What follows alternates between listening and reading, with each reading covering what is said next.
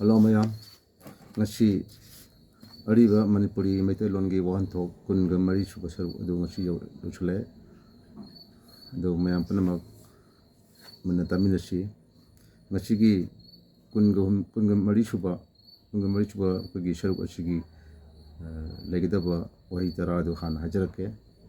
ahanbada koi rei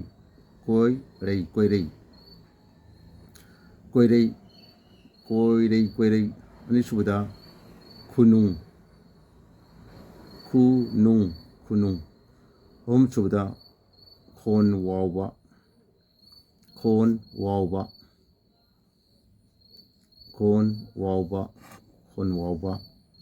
marisubada jabal phu manga subada joinou taruk subada tara khutkumba tare subada tamullang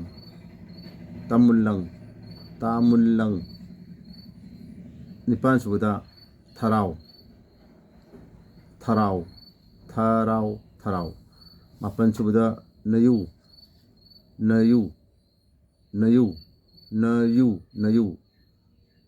tara suba wahida nopur harbe wahid tara si mayagi mafam dang si kudon tamdarake mun tabiro an wahida koirei hebasi haji koina thoiding ana khangnariba thoiding che musibu koina koirei hene khangnarami ani suba wahida khunung haiba waisi adum tanare khannaramani hene khalli adubu nahawi bangang singi damakta hapjabani khunung adi ariba haibani hadi hanadi phana mamangaida chanaramba haitare hojiti chanadraba haitare adugumba adubu khunung kowi ado aigi ahanbagi wahi koirei haibatu thoiding ado ingsta hajaramge sesamam haibani ko sesamam anisuba wahi khunung haibadi ariba hanadi chanaramba aduga hojiti chanadraba adubu khunung anu kawi hadi archaic haibadi kuni not modern haiba hojik ki matamda chanadraba hom suba wahiduna chani ge yakhai ge humdo subu deni ko mayam ngasi jikra thubu ojuda ayakse mapum moiba koi serial number do mathang na wado hayodre mathang na wado hajik chani ga yakhai ga mathoi hobani adana hojik chani ge yakhai mathoi yakhai to haigre chani ge yakhai humdo suba ngasi ge ahum suba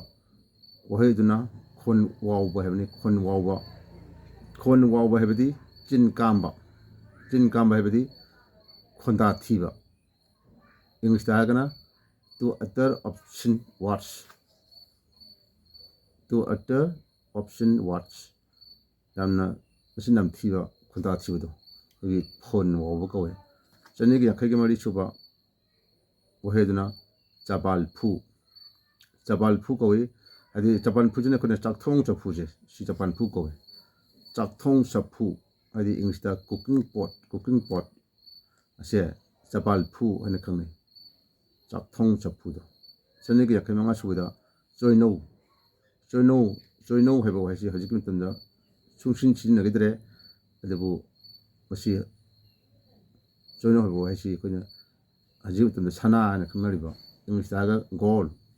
gold ane khangnariba sana ane khangnariba masi waise joinou ane kawi chani ge yakhai taruk suba aduna tara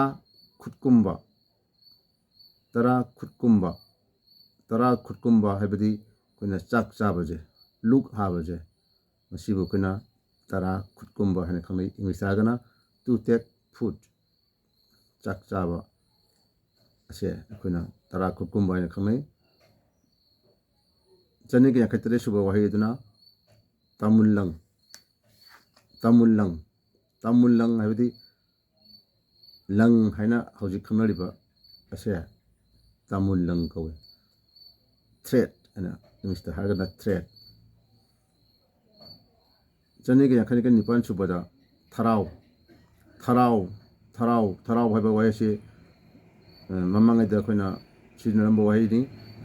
hajik ki matam da koina labukta lamhang da kari da koina phangiba jiba macha harau ana khangnariba